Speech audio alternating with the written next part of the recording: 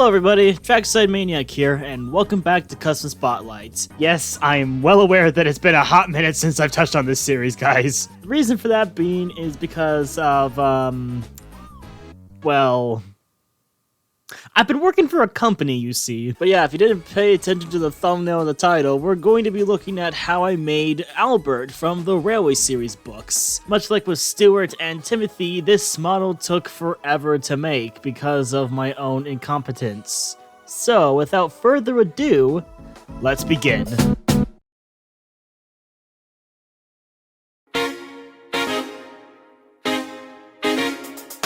Now, this episode is going to be quite interesting, as it's the first time we'll be discussing about a Railway series-focused character. Now, for the low IQ specimens that have not been paying attention to this shit recently, Thomas and Friends, the TV show, was based upon a book series called the Railway series, written by Reverend Wilbur Audrey. Hello. So many stories never got adapted into the TV series, some characters just never got a chance to be on the TV screen, or get merchandise of themselves.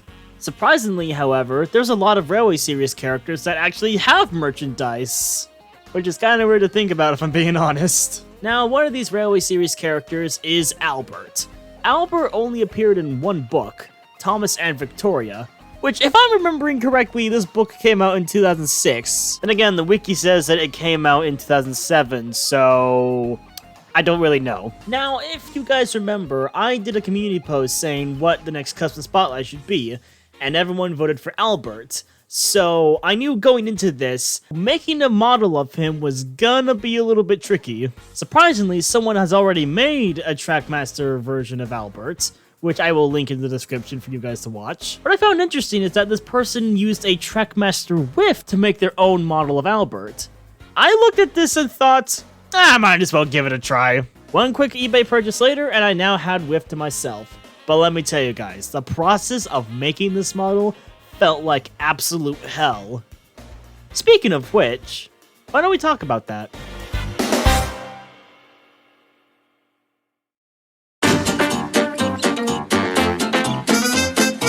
Once Whiff had gotten to my house safely, I realized there was a bit of an issue. The model I had gotten off eBay had a bit of rust everywhere on him, including the motor. Since I wasn't in the mood to buy another engine off eBay for parts, I decided to do something a bit risky. I had to kill Timothy. Once that had been taken care of, I began removing the stickers off of Whiff's body. I then began removing the frames off the footplates so that side rods could be added on later. I fucking hated sanding those frames. Unfortunately, I found out that he had a bit of a crack at the back of his bunker, so that was fixed with sticky tack. Look, I didn't have any Tamiya putty on me, alright? Just work with me on this! Once that was taken care of, I jokingly put Whiff's body on top of Percy's chassis, and wait a minute.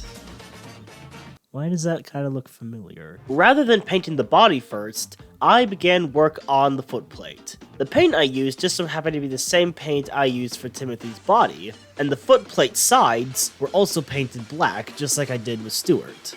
I also removed Timothy's side rods and sanded them down so that they would fit better onto Albert's chassis. So I'm going to have to order a new Spencer to replace those side rods. I am not looking forward to making that purchase, by the way. Finally, I began work on painting the body. I'm not exactly proud of the red paint that I used here, but it'll have to do for now. I also made sure to paint the chassis black, just as I do with my other models. As per usual with these models, I also made custom faces for Albert. Just don't ask where I got the source material for Albert's face base. Painting the rest of his details was pretty simple. The window portholes looked good, his lining looked pretty decent, and I decided to also freelance the Furness Railway logo on his tanks. I also made sure to add that gold plate thing that's on his bunker. I think it's meant to be a number plate, but we don't exactly see what Albert's number is in any of the illustrations, so I don't know, I guess everyone can just interpret what number he used to be. Now, something I realized when it came down to the chassis was I was going to need wheels to portray Albert's leading and trailing wheels. Now, I was gonna use wheels from a Thomas Mini, but I didn't have any on me. The only thing I had that was close enough to having mini-styled wheels was the Adventures Rainbow Thomas. I had to kill him. At least the wheels look pretty good. And yeah, that's pretty much how I made Albert. There's not really a whole lot to say about this custom, if I'm being honest. But what I can say is I had a bit more fun with this model. Now, don't get me wrong, Stuart is still one of my favorite models I've made in this collection, due to the fact that I haven't really seen anyone make a Tomy model of him yet, but I think I was having more fun with Albert since he wasn't an E2 design. But mostly because he's a pretty obscure Railway Series character that I don't really see a whole lot of people talk about, so it was a nice refresher in that regard.